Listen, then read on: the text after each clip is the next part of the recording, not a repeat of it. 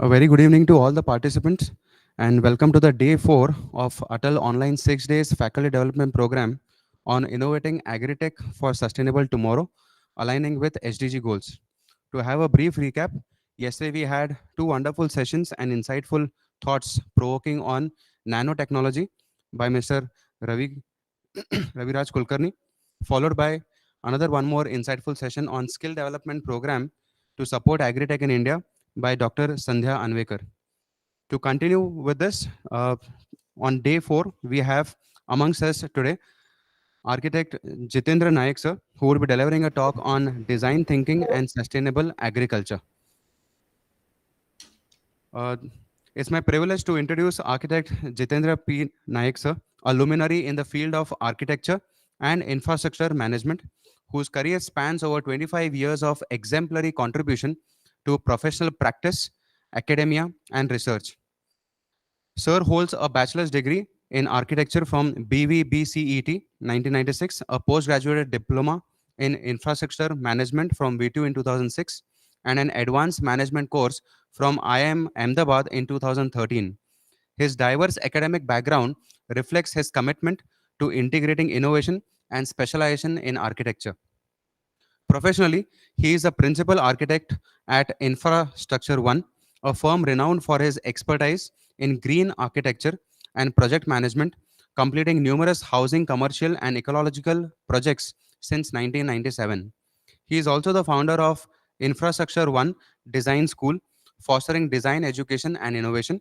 In academia, Mr. Nayak has served as a board member for prestigious institutions, including Vishwesvaraya Technological University (VTU) and KLS IMER, and has held teaching roles at KLE Tech University and VTU's Smart City Design programs. His mentorship has inspired countless aspiring architects to excel. Additionally, Sir is also the Director General of Samutkarsh Trust Karnataka, emphasizing leadership in urban planning and sustainable development. His international exposure as both a delegate and a speaker at esteemed conferences enriches his global perspectives on architecture and education. Sir is also closely associated and being the past president of TAI Hubli, the Indus Entrepreneurs, a non-profit venture devoted to entrepreneurs. Beyond his professional life, Sir is deeply passionate about sustainability, cultural heritage, and adventure pursuits such as trekking and cycling. We are honored to have you join us today, and we look forward to benefiting from this wealth of knowledge and experience. So, welcome once again, and over to you, sir. Thank you. Thank you so much. Thank you. Thank you. Uh, yeah, I think you will be sharing the PPT, right? So, either ways, the way you are comfortable. I think better you share, it will be easier. Sure, sir. Sure, we'll do it, sir. No problem. And you want me to have the video on, or can I just switch it off while the So, PPT is being? so up to you. All Thank you comfortable. so much. Thank It's you. up to you. Up to you. Yeah. Please share the video so that I mean the PPT so that I can and just switch off my video. It will be easier. Yes, sir. Yes. In the meanwhile, I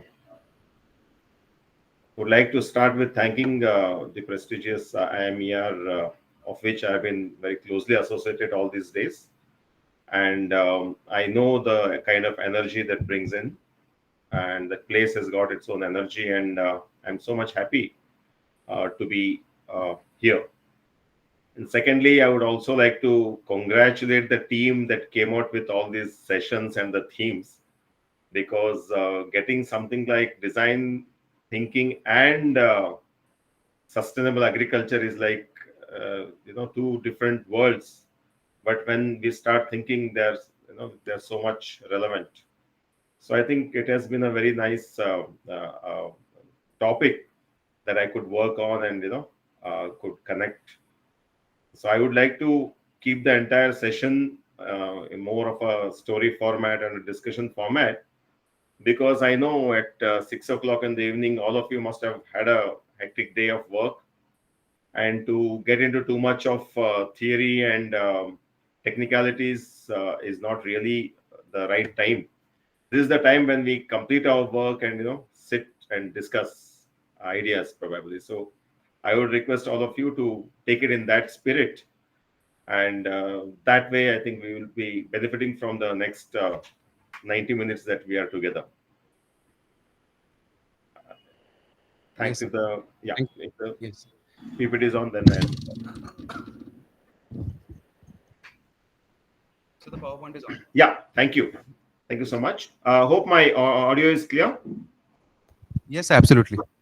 Okay. So welcome once again, and with thanks to Institute of Management Education and Research for inviting me here. I wish all the best to all the faculty who are here. Uh, Next slide, please. Okay. Yes. So as I said, let us just start with something of a story which is not complete yet. I'm talking about World War II. Whenever we talk about sustainability, I firmly believe that in 2024, if we are talking about sustainability, the minimum we have to go back is World War II.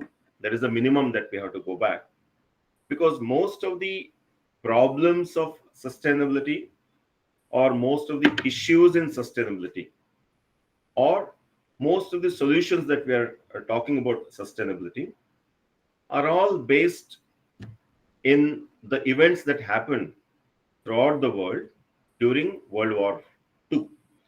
Between, you can say the decade from 1935 to 1945. If you can take that entire decade, many things happen politically, but a lot of things happen in the field of industrialization or industry, and of course, it all started because of the innovation. Hence, we need to look back and think about those days and that era and incidents of that. Then we understand that today it is so much relevant that we talk about World War III all the time. Last 2 years we are seeing war everywhere, and there is always is this the beginning of World War III?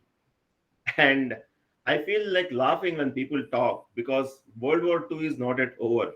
It is absolutely not over, because the actions that were taken by many of the countries, the so-called winners of World War II and the losers of World War II, are not yet complete at all. We are still bearing the brunt, or we are still taking the advantage, either way you look at it, from instances, innovations, application of technology, and everything that happened. So it's a continuation of World War One or Two that we are still having.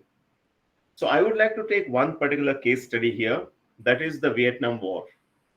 The picture that you're seeing is a very simple caricature of these American uh, bombers throwing chemicals onto the beautiful mangroves of Vietnam. Vietnam, you must be knowing that the Mekong River, Mekong is a Apabhransh version of Ma Ganga. It's a Ma Ganga River, one of the longest river which sustains more than 5 countries of Southeast Asia, and it has one of the most beautiful ecosystem. And during the war, that is in the late 60s and 70s, these used to carry something called as 2,4-D and dioxin chemicals, which are basically part of the chemical warfare that United Kingdom and USA were developing together for a long time. And they were throwing this, they were actually dispersing this, so that the entire forest around that river, very dense, very sustainable forest, is destroyed in a matter of a week, so that they could find the Vietnamese people who are basically fighting against the aggressors from US army, so that they could be bombed, further bombed. So the innovation was a, a herbicide, the innovation of a herbicide. And this herbs, like, it was a long range herbicide which could just kill everything that it touches upon. Now this was what happened. So next slide, please. So this is where it would, it would come, bomb, and next 10 days, this would be the state of that entire forest. And they could then find and kill. That is how the idea was. This is still the situation. This happened, the war ended, I think, in around 1975-76. The war ended with lakhs of more than 5 lakh US soldiers dying and millions of Vietnamese dying, disaster and everything. A very small, tiny country ultimately ended up defeating United States of America, the most crushing defeat. But this still continues. Next, please. Yeah. So that is what the Maganga River that you can see. And this I just cut pasted from Wikipedia. It's there for everyone to see. So they were basically developed as part of efforts of the United States to create herbicidal weapons, right? So when we talk about agriculture, we talk about pesticides. In that, one of the important categories, herbicide. So we'll talk about it a little later. For those who may not be aware that agriculture has got 3-4 different categories, I'll talk about it a little later. But this was sprayed for 6 to 7 years continuously in vast, almost 60% of Vietnam's land. To do what? To destroy what today the West talks about sustainability and controlling and all that. It was used to destroy everything, and the destruction is not yet over. That's why the war is still not over. Next. The war is not over at all. This is still kids born with this disease, deformities across Vietnam. It continues. There is high rate of cancer instances in Vietnam. The skin diseases are one too many. And it is not only in Vietnam, it is also among all the soldiers who participated in that war, because ultimately the soldiers had to go to the ground, to the same ground where these chemicals were thrown, were sprayed in a very systematic manner. Probably this wouldn't even have come into the forefront if the soldiers were not suffering. So even today, as we speak, there are so many court cases going on by the past soldiers of US against the companies like this Dow and Monsanto and all that against the US government. This is an ongoing process even in 2024 after 50 plus years. So the war is not over. World War II is not at war. So we cannot talk about World War III. But this is a reality of Vietnam. But behind this, there was innovation, right? So next slide. So at this point, I would like to, this story should be kind of an anchor before we actually enter into the subject. Because this story reminds us of 2 or 3 things. One is, after this, every revolution, agricultural revolution that we talk about began. If you remember, during these late 70s and early 70s, this so-called Green Revolution happened in our country. In the name of Green Revolution, a lot of these chemicals entered our country. It also entered Malaysia and other nations which were under colony, under UK colony, in the past. That's another story. But during the 70s, a lot of these reactionary and revolutionary changes in agriculture happened. So that is why this story is very important. The story is also very important because everything that happened was new. Such a wide range of use of aircrafts was new. Use of chemicals was new. Use of destructive warfare to this extent was new. What was not new is the use of technology for the purpose of destruction. So this is where I would like to keep you. The use of technology was used. The technology was usually used for destructive purpose. The whole concept of innovation was destruction. So this is one point that we need to keep. Now, apart from this story, now coming back to what we have in hand today, we have in hand 2 important aspects of thinking especially relevant to what we are trying to do to achieve the SDG goals. But whenever we talk about design thinking, I'm sure all of you know about it. That it has got 5 stages. You have got empathy, define, ideate, prototype, and test. I'm sure all of you know about it. I would still touch upon it at a little later stage. But when we think about sustainable agriculture, to correlate and coordinate, I have taken these 5 aspects. One is the resource management. Various types of resources that are tangible and intangible. It could be human resource to all the way up to this. We'll again see it later. We are always talking about soil. Whenever we talk about sustainable agriculture, we talk about soil. We talk about water, sustaining the water as a resource, water management, quality of water, and whatnot. We also talk about use of chemical, which we again discuss in such a things. And finally, we talk about community. These are 5 important things that we always talk about when it comes to sustainability. Now, this is the basic theory, I guess, when we talk about this. And then we understand what is the importance of design thinking, how we should apply the concept of design thinking into our decision making when it comes to sustainable agriculture. Why I gave that previous story is because we need to understand sustainability ultimately, which we'll take it at a later stage. But I'm sure it's a thought that all of you must have got. What exactly is sustainability? And why did it become such a big deal today? And we all must know, and I am a firm believer that whenever we discuss any topic, any subject, it must always have a historical perspective. Because everything that is happening today has got a past to it. And the whole idea of sustainability globally, climate change, everything has got its roots in the wars that we had in the 20th century. So with that, let us just enter a little further into this thinking process. Next, please. So again, historically, what is exactly design thinking, if you ask me? And I have done a lot of work on this in the last few years.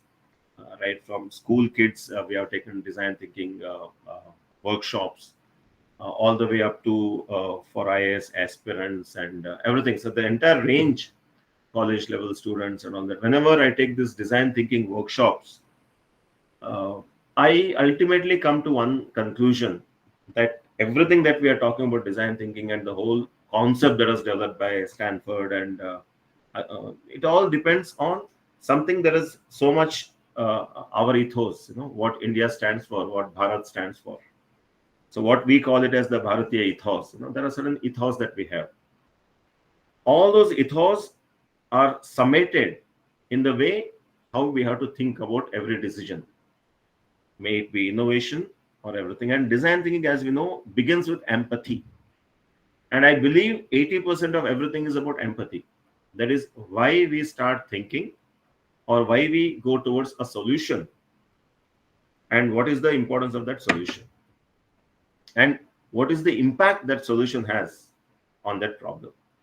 So this will be our theme for the next 20-25 minutes. Every decision has got to have an empathy behind it. Why? And who's the party that is aggravated, and what aggravation are we trying to remove? So our Rigveda has got so many verses and so much of direction. As you know, Veda is all about command. It tells exactly this is how we should be. So this is something, how I want, what I want others to do, I should do to you. So this particular verse is so very clear that we have to look upon all beings with the equal and friendly gaze, to perceive others with the same compassion and understanding that we seek in ourselves. So every decision that we took or we take has to have a same mean for me too. And now when you think about that story, and then imagine the same American pilot throwing the same poison all over some 8 lakh square kilometer area of US. Is it possible? No. But it was possible there. It's like that. So every decision, when you now think of, that lot of problems that we have sustainability have got the uh, the base in the thinking rather than in the act. So this is one of our starting point we can have. Any problem that we need to solve for the future, let it be based on empathy, and that is where we can be as as a society can solve a lot of our problems rather than taking solutions which could be relevant somewhere else. Next, please. So again, when we think about agriculture, what is our basic idea of agriculture? Again, in the Rig Veda, there is a very beautiful verse which defines agriculture. Today, we may not even think of that, but what it says is that agriculture, that is creating anna, creation of anna. That's why it said Anna Brahma. So he said, from Ganga, Varuna, Krishna, Surya, Brahaspati. Brahaspati is ultimately, it indicates that everything that human mind can achieve. So everything that human mind can achieve can again be reflected by the way we have been able to create agriculture. And that is the most celestial splendor that humans have created.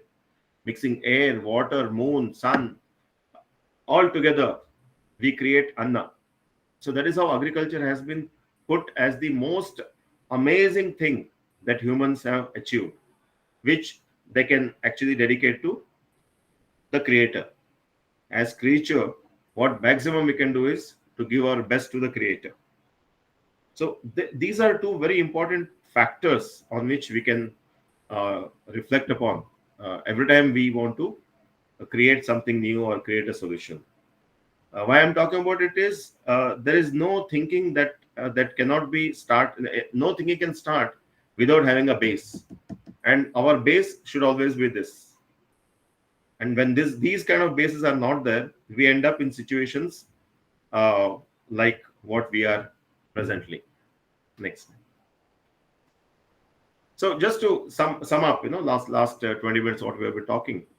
So my premise is that most of these sustainability related issues are related to the turmoil that began during World War II, especially in agriculture. I will prove it later. Most dangerous innovations in both tangible and materials, happened during that time, which are forced upon the civilian society simply because the war was over, but lot of infrastructure was created. It had to be put somewhere to make it more viable, and there was too much of greed and too much of inequality at that point of time in the world because of 500 years of colonialization. The whole world was divided into a very few handful of countries controlling the rest of the world. In fact, the entire continent of Asia, the continent of Africa, and the continent of South America was completely in the hands of very few, very greedy nations of Europe. So that paved the way for the disaster that we are having. And what did not happen in the previous 700 years happened in the last 70 years with respect to all these crimes which are done against the nature. And this sustainable concerns and all this started in the European countries during that time. In fact, most of the organizations which are today working started during 1950s and 60s in England. For example, the Earth Organization, the Earth Foundation, Water Foundation, climate change issues, all these started there because that is when the actual impact of the actions they started feeling, they started experiencing. Right? So countries still under colonial rules were guinea pigs. This is another statement I am making. You can do your own research on it. For example, we know how we got this so-called Congress grass that we feel everywhere. The wheat import. You can do a little research on it. Same thing happened in Malaysia. Same thing happened in so many other countries where a lot of things were dumped as just to check how does it work. So the design thinking cycle of testing they did on us. And when I say us, it means the rest of the world. So I'm not in the political part of this, but this is how we have to understand and stop ourselves from accepting solutions which are not ours, which are not come to us through our own experience, which is not part of the empathy that we have for ourselves or our communities. So this part, if you can understand, a lot of things will be more clear to you. So for example, I was talking about chemicals is one what we discussed in Vietnam. But look at plastic, nuclear energy, right? For example, today everyone talks about plastic. Plastic is the biggest thing. Of course, plastic is like it's really big, and our country is also obviously contributing a lot in the plastic pollution. In fact, the microplastics are a major concern today. Um, Probably so many generations of fish species have integrated microplastic, is what they say. We all know in small towns like Hubli today, we have got four major cancer institutions. Cancer has become as common as diabetes today. So all these are have got their base in plastic. Now, why did this plastic become so important? It was again during World War II. Uh, Suddenly, this whole technology had come and they discovered nylon.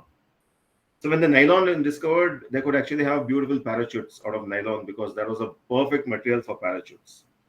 So suddenly there was a spurt in its application, and then they realized, all your helmets, bottles, and all these which are required as war material for the soldiers. Even weapons, for example, so much of plastic was used in the weapons. More than that, even the aeroplanes could be lighter by having plexiglass, which was introduced. So many items which could replace the metal could be replaced. Number one, there was hurry to produce more because the war was long. So plastic production started, and a lot of innovation happened in plastic, which are all again towards weaponization or towards destruction. There was no research, there was no testing that was done, and huge number of usage of plastic were there. Now that post the war, again huge infrastructure was there, and then that had to be brought back into civilian use. And of course, that's how a lot of agricultural use of plastic started. And of course, the rest is history. Like the more we deeper we go, we realize the correlation that we are talking about. Right. So this is another aspect. Let us think of and keep it in our mind. Next. So when we now think of all this, there is this one particular line that I have always created. I always talk about this, that solution to a problem becomes bigger problem. And there is this famous thing, the hunter becomes the hunted. And this is true in life. Whenever we try to create creative solutions without looking at the global sarve janaha sukhino bhavantu, there is another Vedic thing that if it is not sarve janaha sukhino bhavantu, that arrow is going to come back to me. And it is such an important part of design thinking today we talk about. We'll see when it comes. Because if you don't empathize actually with putting your actual empathy is about putting ourselves into their shoes, they say, right? So if you don't do that, that is going to come back and hit you. One point missing, and then the hunter will become hunted. And today, every drop of water in the globe is contaminated. It is only a level of how deep is the contamination. So the same people who actually wanted to destroy environment so that they could kill people living in it just to prove how they were powerful, and the same scientists who thought they had discovered amazing things in the name of chemicals and said it is for food security of the world, we are going to make a world of food surplus, all that. Today we are again trying to go back to where we began. But as you can see, our kids are suffering. We don't know how many more generations have to suffer because of this one thing, that the solution to a problem was not thought with putting me first. The empathy factor of design thinking was not put. Hence, agriculture is damaged so much. And we are today talking and creating all these seminars and this for the simple thing that we were supposed to do, that we came here to produce food for ourselves, that differentiated, in fact, humans from animals, that we are able to produce food which without hurting anything. And we were able to recognize our earth as Mother Earth. And we forgot that, and this is where we are. Next. Next, please. Again, the same thing. Today we talk about water problem, water crisis.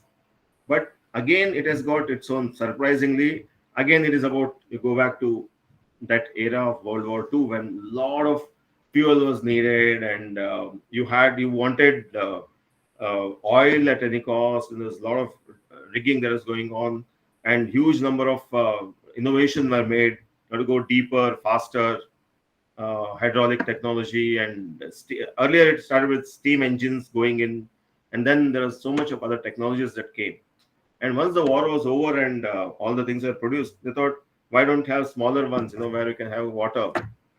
Till it was, again, here the policy part comes in, the other part comes in, where you should allow such mean machines. Maybe in our country we could have had, maybe fine, maybe in somewhere like Rajasthan or somewhere, we could use it. But then imagine getting 1,200 feet below, in a place like Kolar, which is very famous example, because Kolar district has got the maximum number of Kerry lakes in the entire Karnataka. Karnataka is a state of lakes. Kolar has got, as a district, has got maximum number of lakes, and in that there was a situation in the around 2013-14. A situation came where even at 1,200 feet there was no water. So these are the kind of mindless application of technology. Yes, it's a beautiful technology where you can actually draw from earth and give water. Water is celestial of life, but at what cost? So this is where the entire application of this cyclical thinking that we call as design thinking came in. And every aspect that I said, the water, the soil, everything is based on that particular problem that we had. Next. Yeah, so, to conclude this part, this is where the whole thing is, we forgot that we are supposed to call our earth as Mother Earth. It is always Bhutai, Bhudevi, it is always Bhumata. It is always that. Whether it is our Indian culture or any other old culture, it has always been, you first respect earth. So this last 70 years, in fact, during that period, whatever that happened, and all these monstrous technologies that came in, that has come to a situation where we are talking about sustainability. This is the first part. And see, today we have to talk about soil fertility, soil quality, soil health, soil security. These are not supposed to be done by us. It is naturally done by the nature. So, if it was all natural.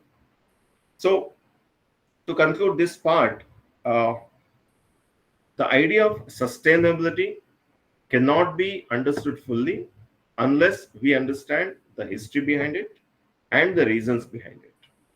And if we keep doing the same mistake by applying the same logic, we will never be able to achieve the so-called sustainability.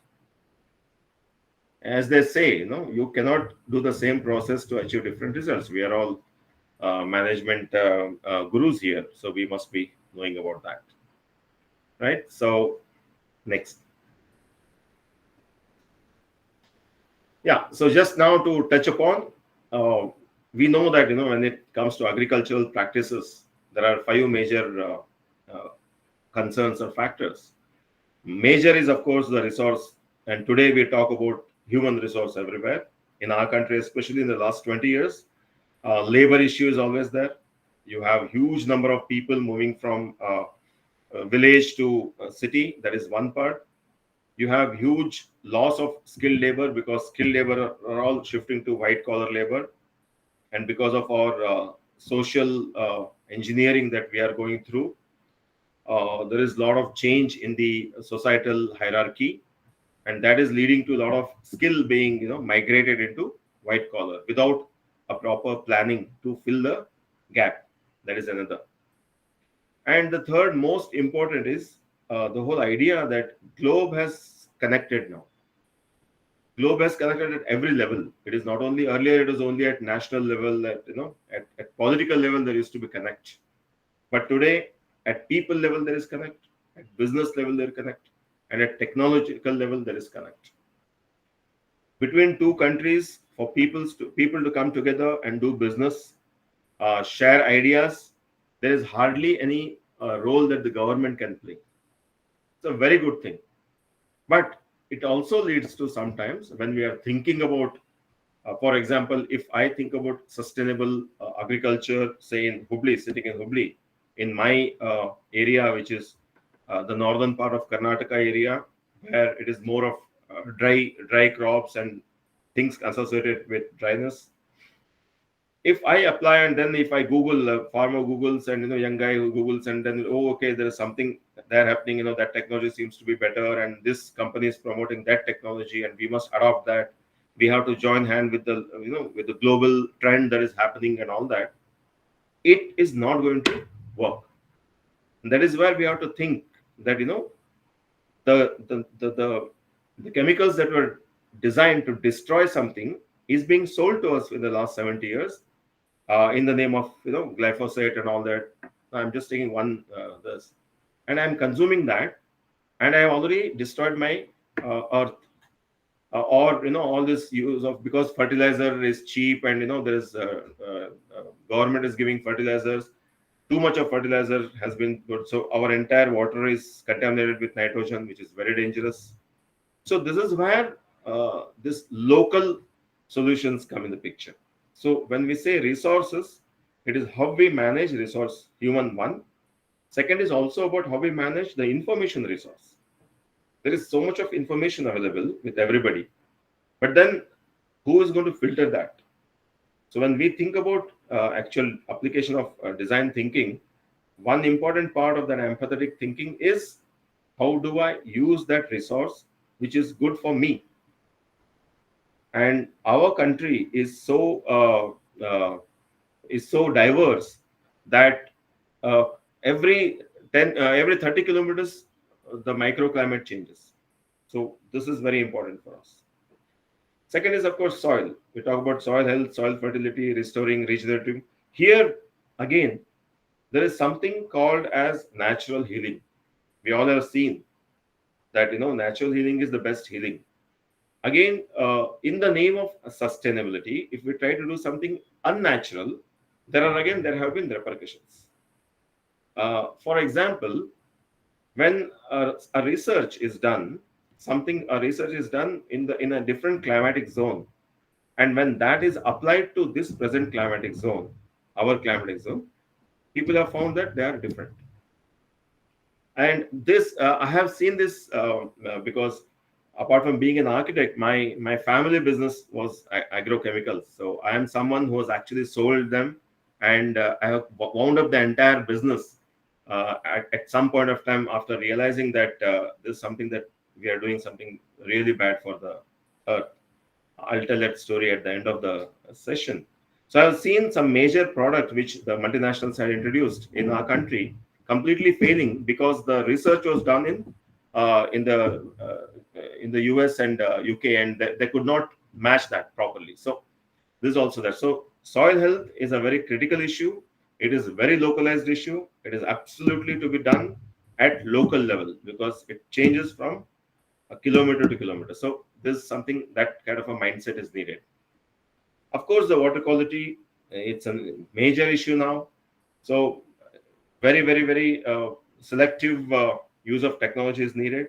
So I'm just saying, these are the kind of things. So chemicals, we all know there is a lot of research that is needed in terms of what is good, what is bad, and this one particular chemical is hugely controlled by very big multinationals. which with a lot of money, with very deep pockets. So they can do a lot of things, right from creating huge marketing campaigns by influencing governments, all the way up to influencing universities, influencing scientists. These are very commonly used techniques. I don't have to go deeper into it. But then this is something that has to happen at, again, community level. So we come to the main important, that is community level. So every solution for sustainable agriculture should happen through community dialogue at community level, a very localized level, with global thinking. So these are the five things that we should be doing more research on, we should be talking more on, and each aspect can become a study in itself. It is These are all very major subjects of research in themselves. But in general, this is what we are talking about. Next. Of course, I mean, just as a side, whatever we have discussed, there is another, this I always talk about, that is happy farming communities create healthy nations, and many healthy nations create peaceful world. There should be major number of countries which are healthy. When they are healthy, obviously their mind will be cool, and it reflects in general. So this is the ultimate aim, that for a peaceful world, it is not important that you have a lot of nuclear deterrent. I mean, one of the most amazing lie that is created. So you have all the weapons of destruction, and you have used it, and people in Japan are still suffering. You have used all the chemicals in the world, and people across Southeast Asia are still suffering. And then you amass more of them, so that you are again telling them, if you do it, we will again use it, so that better you behave. That is not how a peaceful world is created. Peaceful world is created by happy farming communities, small communities which are doing their own work without interacting much financially with others, not depending with others, and in their own world they are happy. And that is how the world was much happier before, say, colonization. So anyways, that is another social issue. But so we need to understand, and there's one more very important word that I love using every time, that is context. So when we do things continuously with context, only then sustainability comes into picture. Sustainability cannot be, today I am completely sustainable and tomorrow I do something. No, it is continuous process, and it has to be contextual every time, each time. So when I say contextual, again I say, what is good for, say, Madhya Pradesh in our country cannot be good for Karnataka, or vice versa. What is good in Bangalore area cannot be good in Hubli area. We need two different things. When it rained 2 days back in Hubli because of the cyclone in east. Having a rain in December is so bad, so damaging to the whole economy of this northern part of Karnataka. A little rain also, because these are drying times. There are a lot of flowering that is happening to the mango trees. There are all kinds of products that are being, especially which can, get damaged. So one small rain can be very damaging, but at the same time, this rain is needed in the eastern coast. So that context has to be absolutely continuously evaluated whenever we do thinking about a solution. So these kind of definitions and principles of economic viability, health issues, and social equity have to be always kept in our mind. Without these, no solution is a good solution. And we have, of course, challenges in modern agriculture, like climate change, resource depletion. All these are global issues.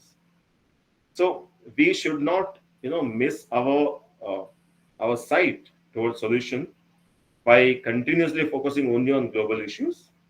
At the same time, we should not sit and lose out, continuously focusing on our local issues. So that contextual and continuous mapping is very, very important, is what I understand. Next. So just to now, we have spoken a lot about this. So just to refresh all of you, uh, the basic design thinking process. We all know this was very famous now that, 5 8 this. You empathize, you define, you ideate, you prototype, and you test. Now, this has to have, as I said, the ethos and the context always. Now, when you think of these 5 steps and think of the story that we started, then you realize the whole, the damaging and the disastrous blunder that was. So, empathizing was only with respect to one empathy, that is, US must win at any cost. That was the only empathy. There was no empathy towards the people, innocent people living in that country. There was no empathy for the soldiers who are going to fight in the same climate as this destroyed. There was no empathy that what would I do with that land if I win that land. So there was no empathy for the land. So the only empathy was I should win. So with that thinking, when the scientists were discovering new things and all these new methods were being done, and the generals were planning new moves, and the second part is what they missed. They did not define it. If they had tried to define it, this deadly poison I have got, I am going to take tons and tons of this poison. I'm going to take it up the sky and throw it along the river. I mean, along the earth, as if there is a rain. They would have understood. No, boss, we should not be doing this, and that definition would have cut them off, and they wouldn't have gone to the next stage at all. But they did not do the defined stage, and from that directly they went into idea. Okay, wow, we have got this poison. Let's just take it up. Let's just destroy the whole trees and everything so that we can see these guys and we can just kill them. So that is where the main idea was skipped. So when you skip one part, or you ignore the one part, or you mute that part, these disasters happen. So from one ideas directly, you move into a prototype and you don't test. The prototype was created and it was implemented. There was no test. Testing is when you do it and check whether it is universally good, whether it is good for me, whether it is good for him, is it good for all of us? Because again, the concept of Vasudhaiva Kutumbakam was not there. So this is where our ethos plays so much. That the whole globe is mine. Okay, today I might be having problem with some people. That doesn't mean I destroyed the house. Like it's like burning the house because you don't like your brother. Where will you live? So this is where the thinking comes. And design thinking, as I said, it is nothing to do with nothing but what we used to call as dharma. Dharma is not religion, right? Dharma is what is right, what is wrong, what should be done. I might be very powerful, but should I be doing this? Right? So it is like what Ravana did, very powerful. So should I be doing? Should I be taking somebody's wife and running away? No. So this is the process where I have idea. I know there is a problem. I empathize with that problem. But does that problem have all this? So when we think about, for example, agricultural sustainability, the topic of today, I have this problem. This community is having this particular problem. This farming community, this particular crop has got this problem. So this problem can be solved in 2 ways. I can just ask them, okay, use this particular chemical, just do it. But then just beside that, there are other crops. They might be affected. Or the spraying method of that particular crop is so dangerous that because of the wind, it can go to the next guy's farm and destroy other crop that he has got. This is very common, and this is happening today. Earlier, it never used to happen. Like I am a farmer. I have got my 5 acres of land where I have put in crop A.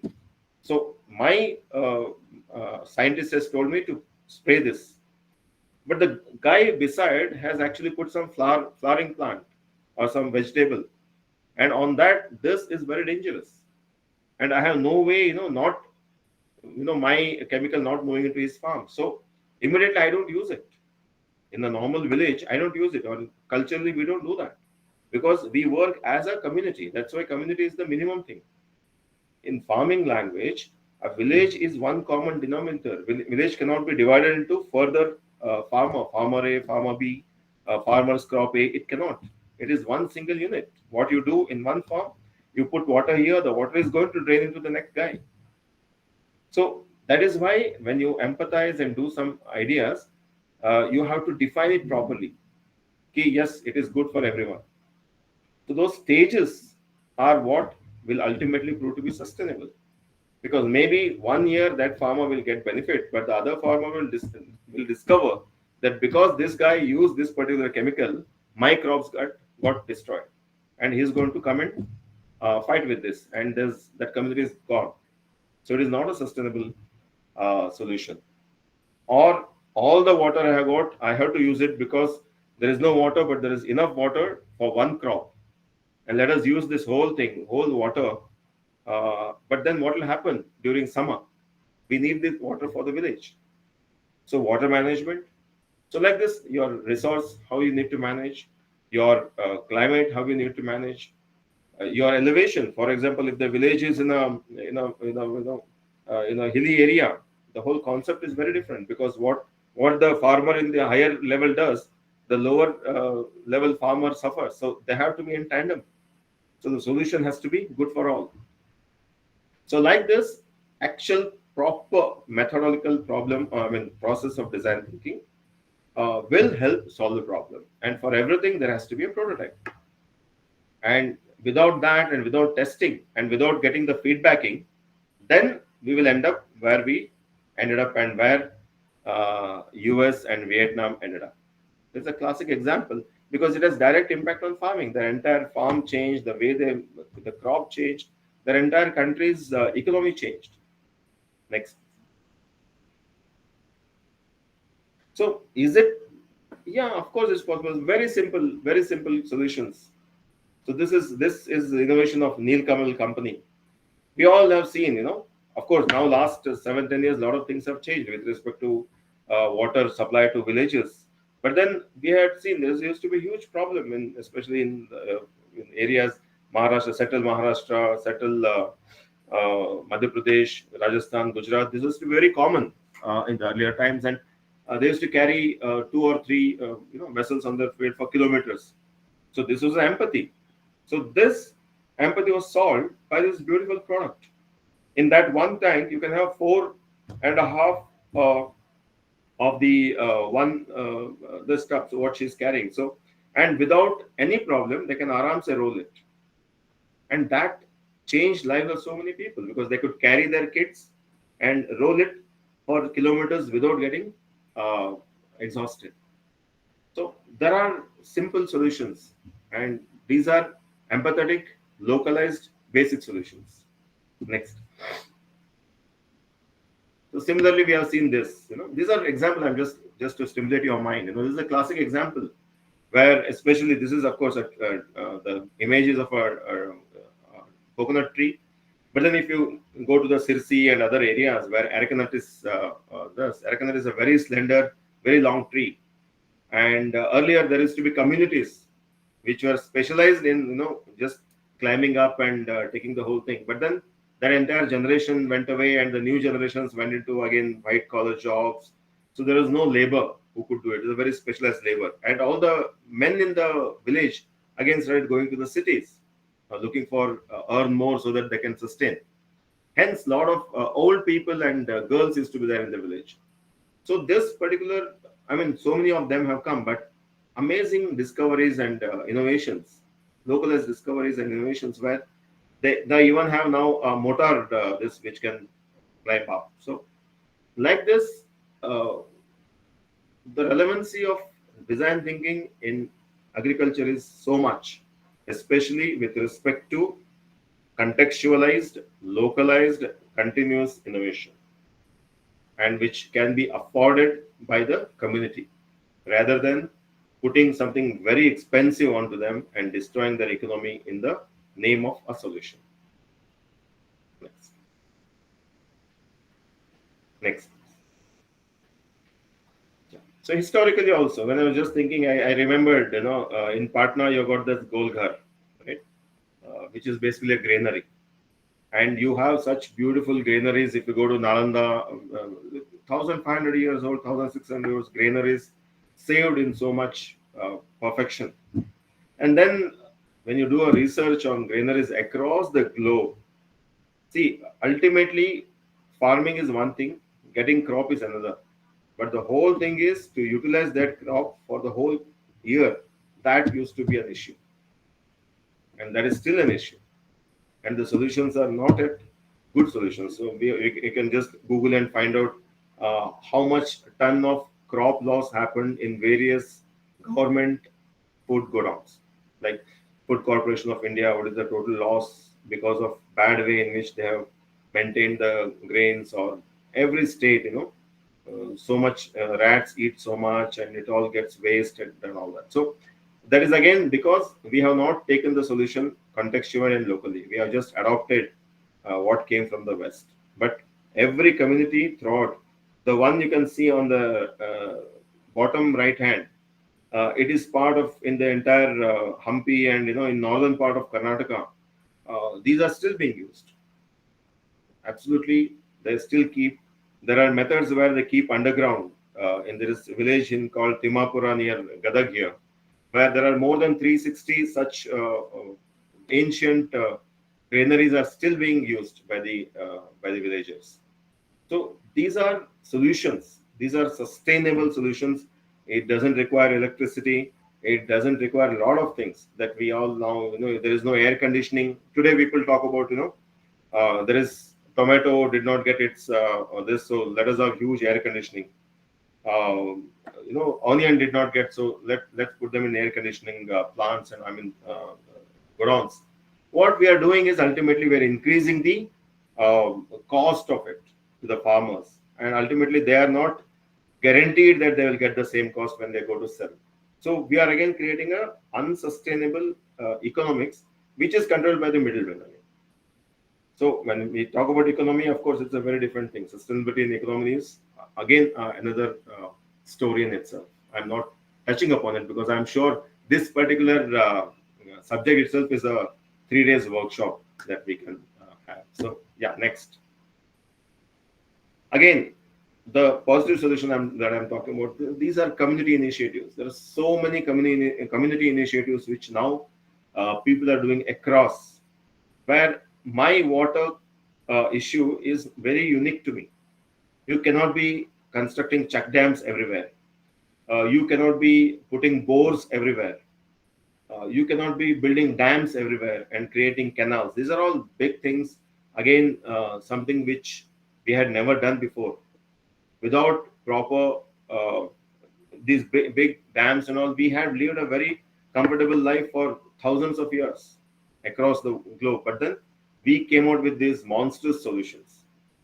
I call them monstrous solutions again because they did not give exact remedy to the issue.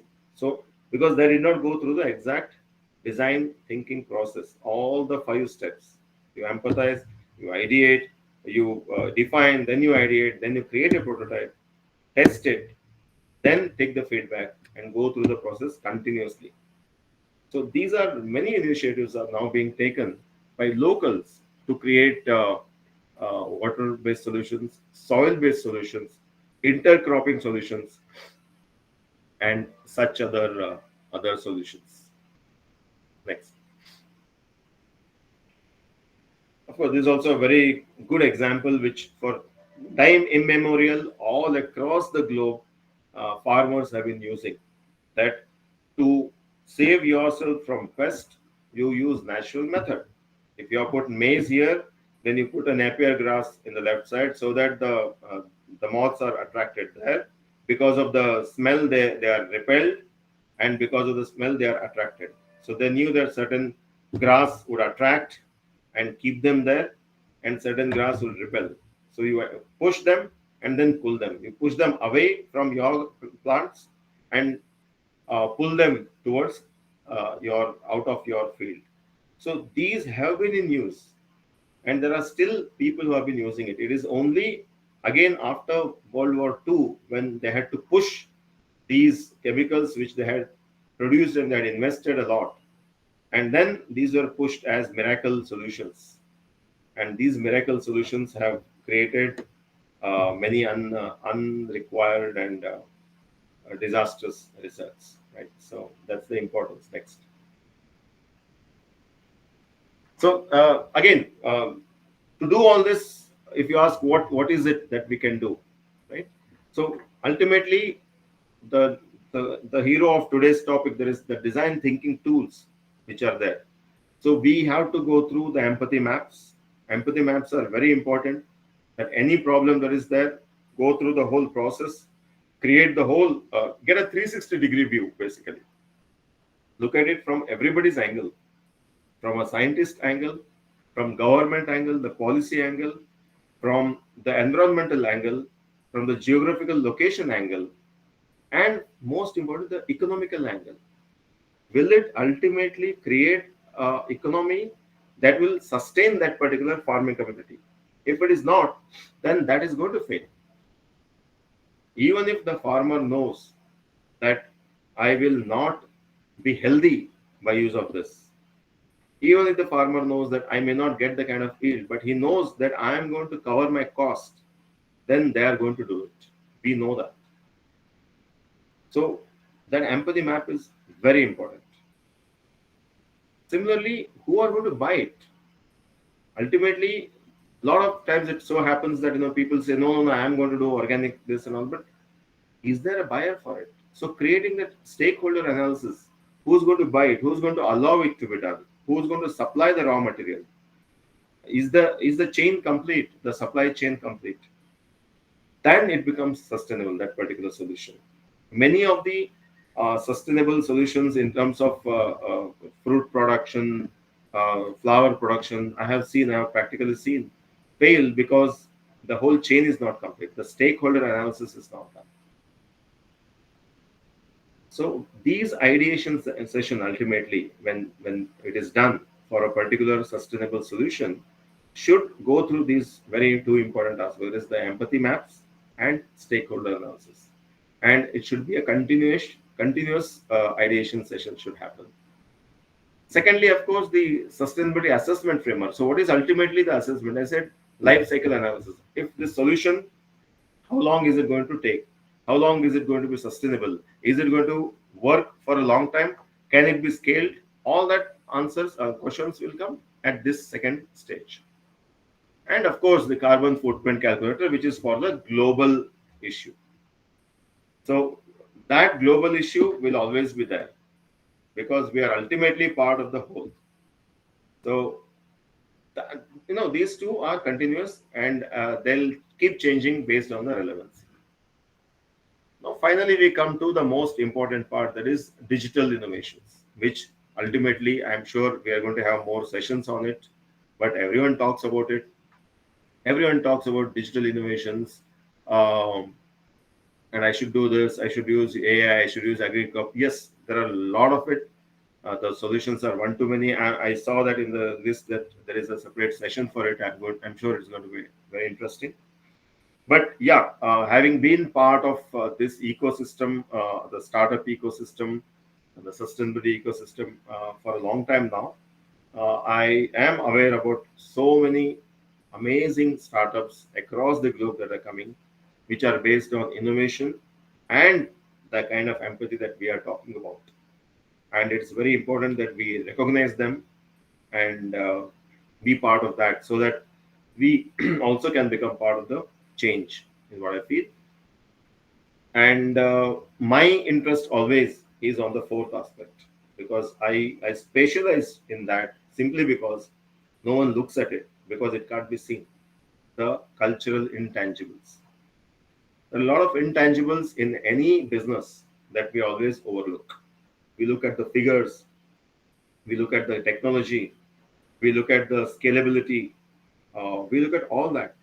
But when it comes to the cultural intangibles, we don't look at it. For example, in a farming community, there are certain things which there are certain communities which do not use certain kind of techniques because their forefathers have not done it.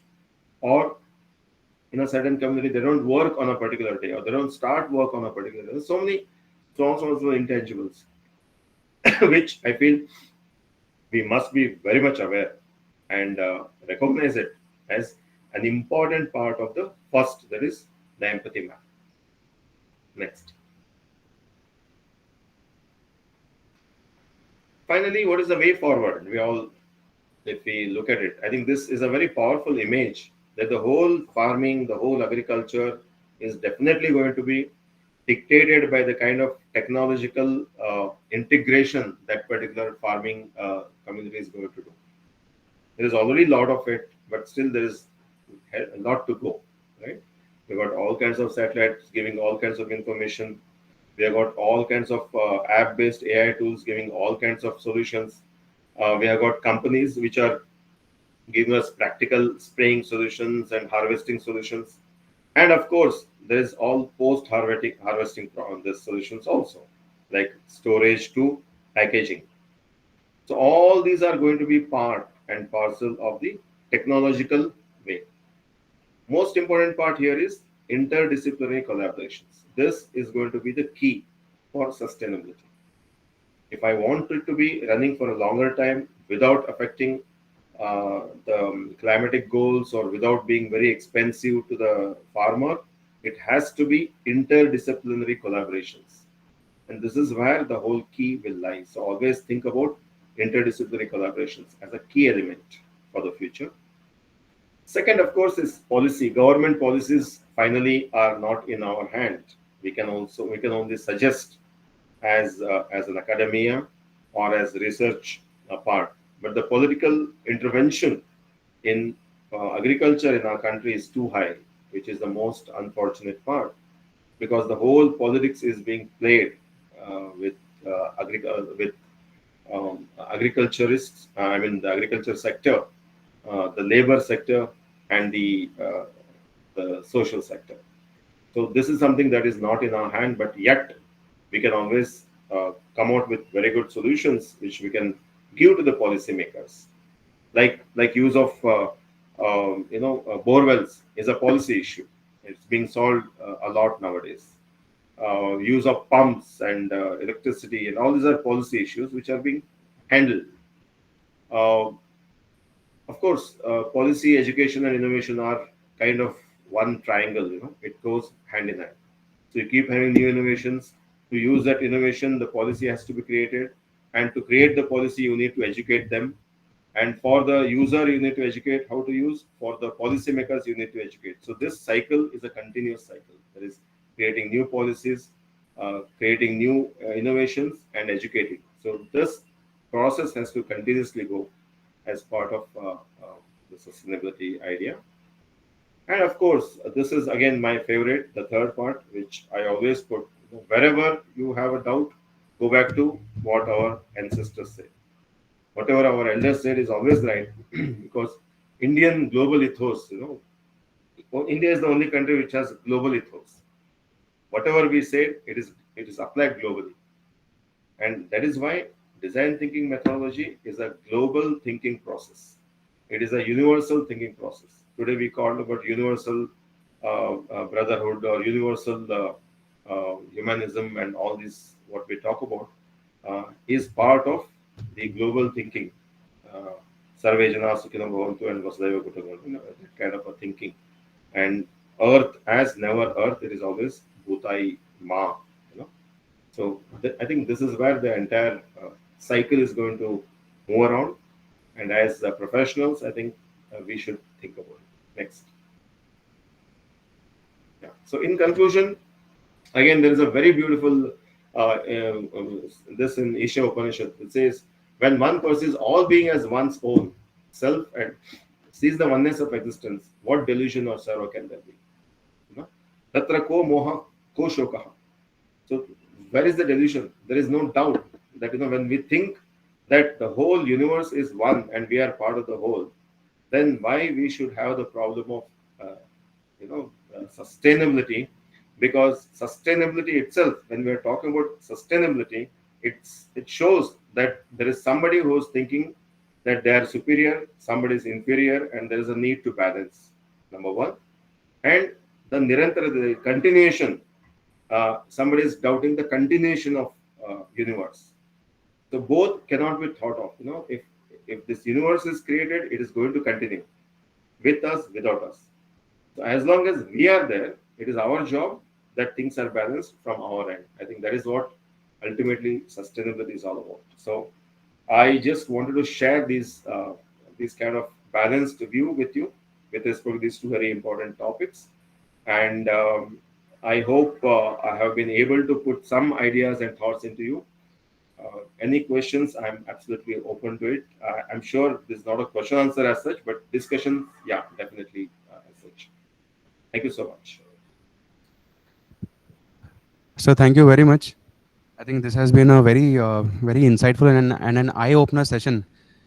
Just to start with, beginning as you mentioned, like I mean, where does sustainability begin? And it all begins only after the World War II, where things started taking shape, and then people started thinking like, what shall we do now? And then things get started getting multiplied.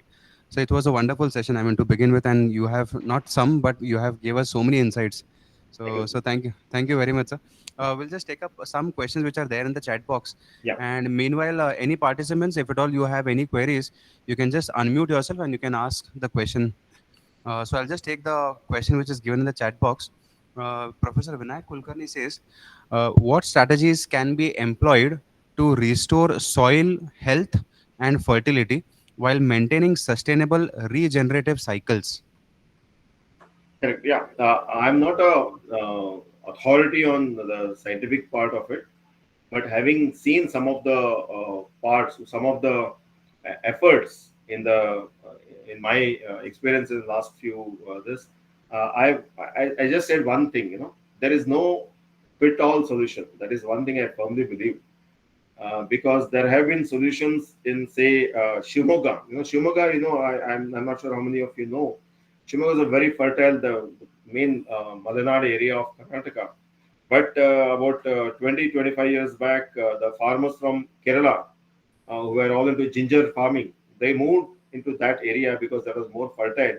And they had already destroyed a major part of Kerala land, because once you do ginger farming for 5 years, they put so much of agrochemicals into that farm goes waste for at least 20 years.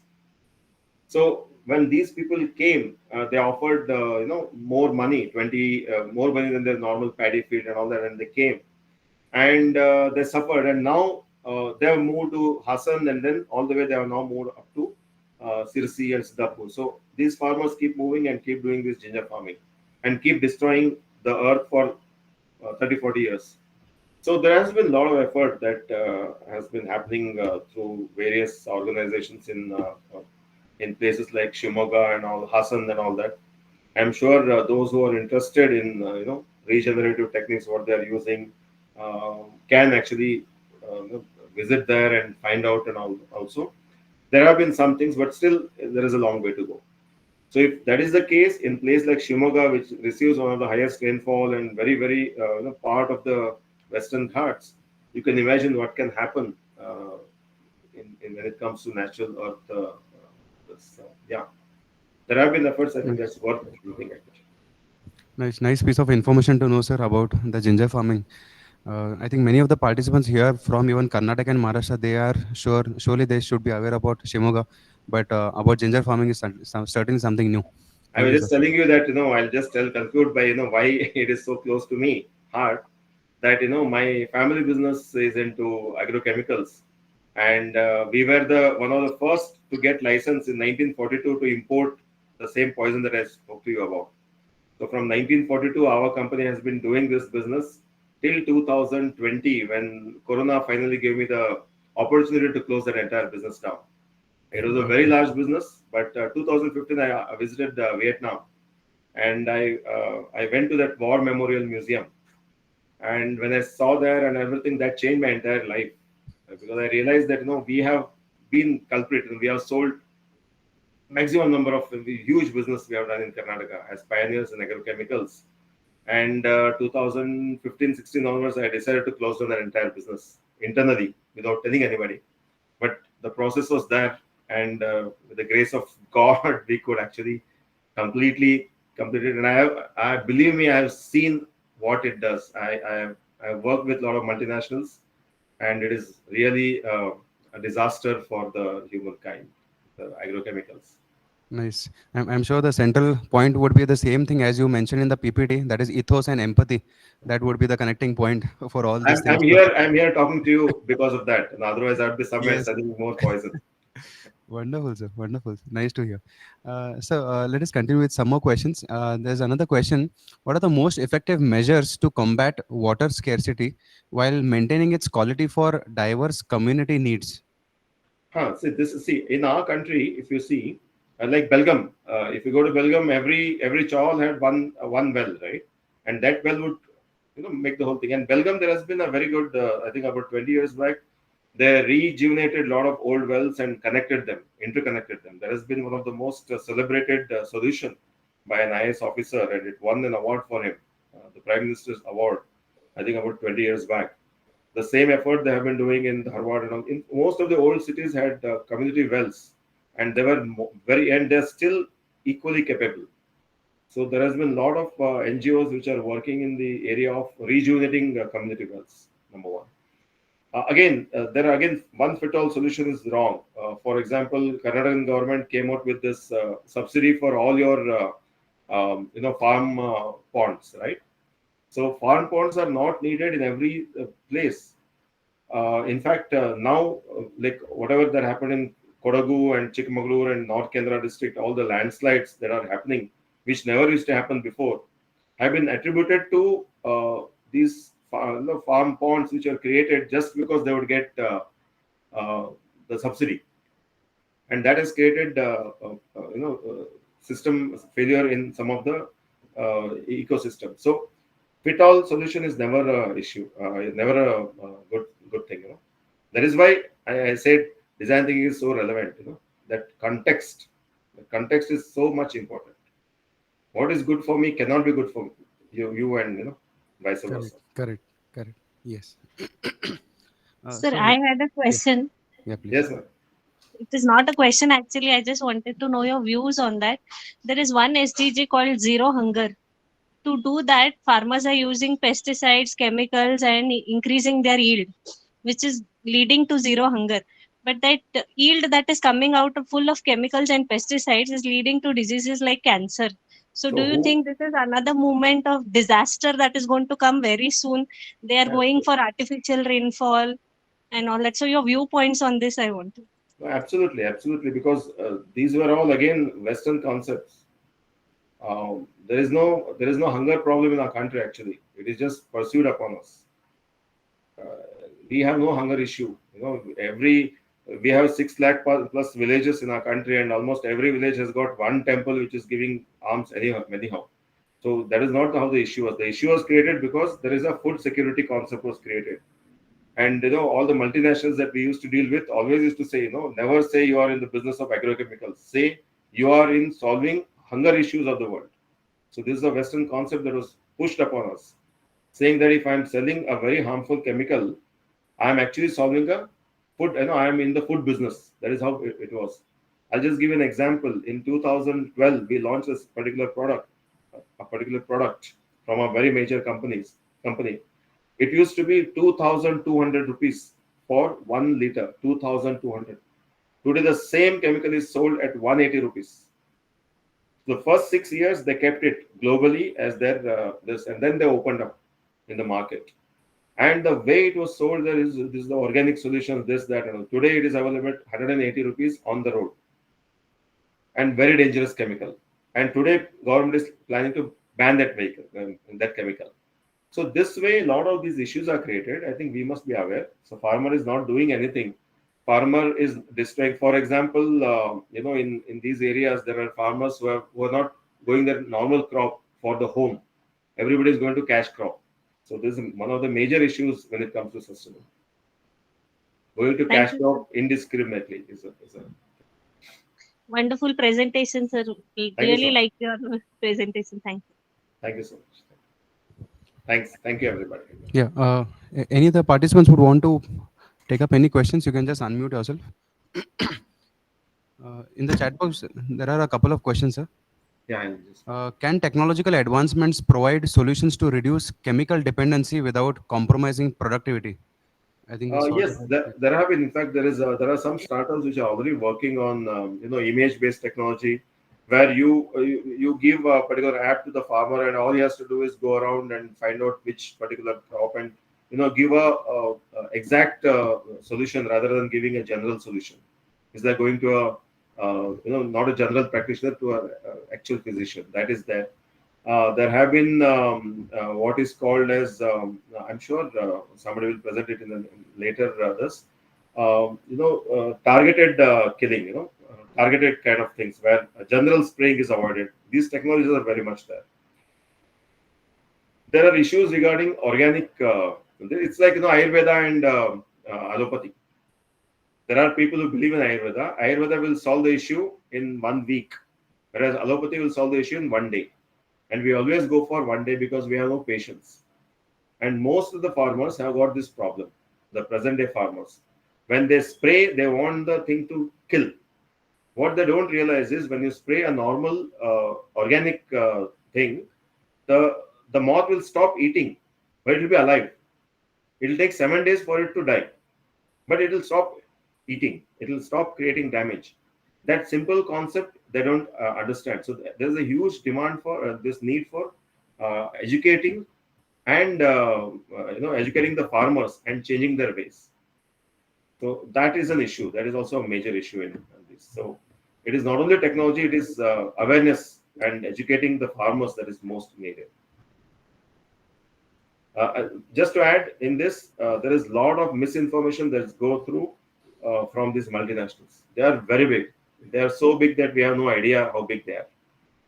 The kind of they give about 1,000, 2,000 crore worth of freebies in the system, so that what they say becomes law to the farmers. So because of that, this issue also comes.